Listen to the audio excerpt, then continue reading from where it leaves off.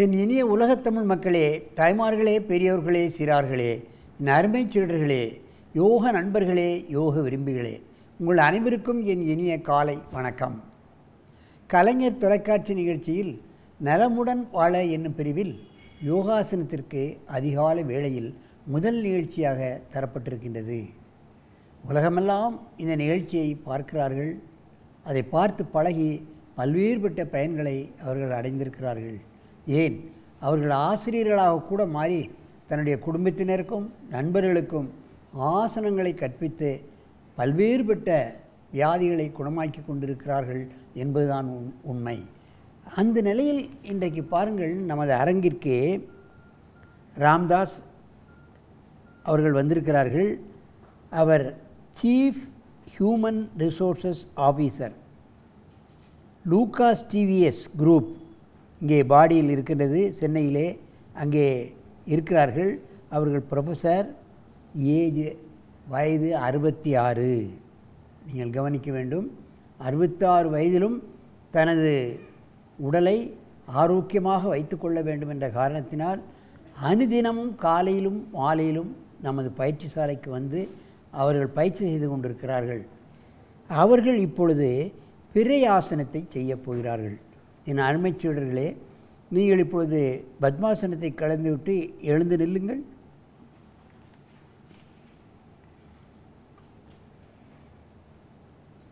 சற்று முன்போங்கள், காலை அகலமாக வைத்துக் கொள்ளுங்கள்.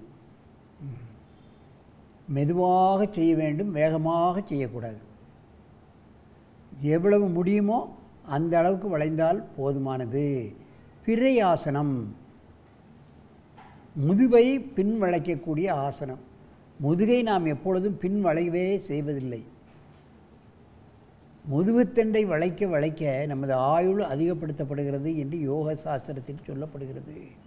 அப்படியே மெதுவாக நிமிருங்கள். காலை ஒன்றாக இணைக்குங்கள். அப்படியே கையை உயர்த்தி அதற்கு மாற்று ஆசனம் பிறையாசனம் செய்யுங்கள்.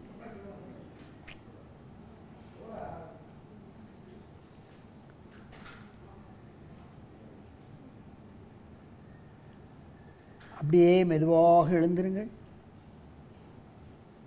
நீண்ட மூச்சு இழுத்துக் கொள்ளுங்கள். இப்பொழுது இடது பக்கமாக திரும்புங்கள். Left side. காலை அகலமாக வைத்துக் கொள்ளுங்கள். மீண்டும் பிறையாசனம் செய்யுங்கள். கையை உயர்த்தி கையை இடுப்பிலே வைத்துக்கொண்டு மெதுவாக கொஞ்சம் கொஞ்சமாக கையை கீழே இறக்க வேண்டும். போதுமானது, போதுமானது.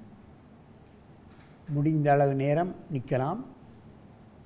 கழுத்தில் ஏற்படக்கூடிய ஸ்பாண்டிலைசிஸ், முதுகிலே ஏற்படக்கூடிய L4 L5 உள்ள பிரச்சனைகள் இவைகளெல்லாம் நீங்கும். முதுகு வலி, கழுத்து வலி இவைகளெல்லாம் நீக்கக்கூடிய அற்புதமான ஆசனம்.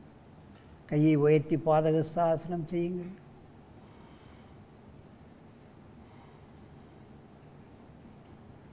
தலையை நன்றாக உள்ளே முட்டு மடக்கக்கூடாது. முட்டை நிமித்தி எந்த அளவுக்கு குனிய முடியுமோ அந்த அளவுக்கு குனிந்தால் போதும். பாத ஹஸ்த ஆசனம். மெதுவாக எழுந்திருங்கள். காலை அகலப்படுத்துங்கள். இங்கே என் பக்கமாக திரும்புங்கள். காலை அகலமாக வைத்துக் கொள்ளுங்கள். பிறையாசனம் செய்யுங்கள்.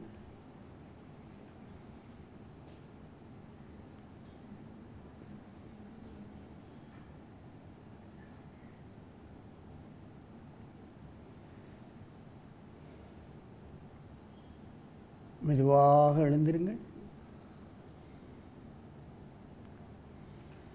பாதகஸ்தாசனம் செய்யுங்கள். பிறையாசனத்துக்கு மாற்று ஆசனம் பின்வளைவு ஆசனங்கள் செய்தால் முன்வளைவு ஆசனங்களை கண்டிப்பாக செய்ய வேண்டும். அப்போதான் முழுமையான பலன் நமக்கு கிடைக்கும். மெதுவாக எழுந்திருங்கள்.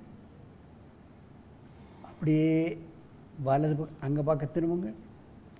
காலை அகலமாக வைத்துக் கொள்ளுங்கள். மீண்டும் பிறையாசனம் செய்யுங்கள்.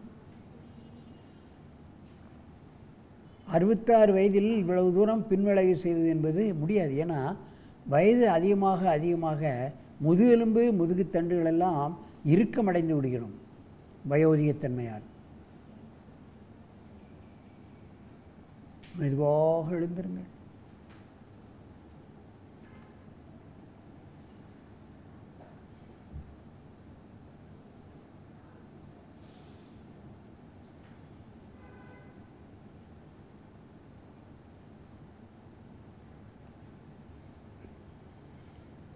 அப்படியே மெதுவாக பத்மாசனத்தில் உட்காருங்கள். என் அருமை பெரியோர்களே, தாய்மார்களே, இதை பார்த்து கொண்டிருக்கின்ற பெரியோர்களே, வயதானவர்களே, ஆசனம் செய்வதற்கு வயது ஒரு தடையாக இல்லை என்பதை நீங்கள் தெரிந்து கொள்ள வேண்டும். வயதாகிவிட்டதே நமக்கு இந்த ஆசனங்கள் எல்லாம் செய்ய முடியுமா என்று சில பேர் மனம் தளர்ந்து விடுகிறார்கள். வயதான காலத்தில் தான் நமக்கு இயலாமை, பல்வேறுபட்ட பிரச்சனைகள், பல்வேறுபட்ட நோய்கள், மனப்பிரச்சனைகள், உடல் பிரச்சனைகள் இப்படியாக அதிகமாக வருகிறது. அப்பொழுதுதான் நம் உடலை பேண வேண்டும். உணவின் மூலமாக, ஆசனங்களின் மூலமாக, பிராணாயாமத்தின் மூலமாக உடலை பேண வேண்டும். அப்படி பேணினால்தான் நமக்கு நோய் இல்லாமல் 66 வயது என்ன 100 வயதையும் நாம் எந்த நோய் நொடி இல்லாமல் தாழ முடியும், வாழ முடியும் என்பதை நான் இந்த நேரத்தில் சொல்லிக் கொடுக்கிறேன். ஆகவே என் அருமை பெரியோர்களே, தாய்மார்களே, நீங்கள் வயது வித்தியாசம் பார்க்காமல் யோகாசன பிராணாயாமங்களை செய்து உணவு முறையில் இயற்கை உணவுகளை எடுத்து நீங்கள் நீண்ட நாள் இனிது நெடிது வாழ வேண்டும் என்று கேட்டு உங்களிடமிருந்து விடைபெறுவது ஆசனம் ஆண்டியப்பன். வணக்கம்.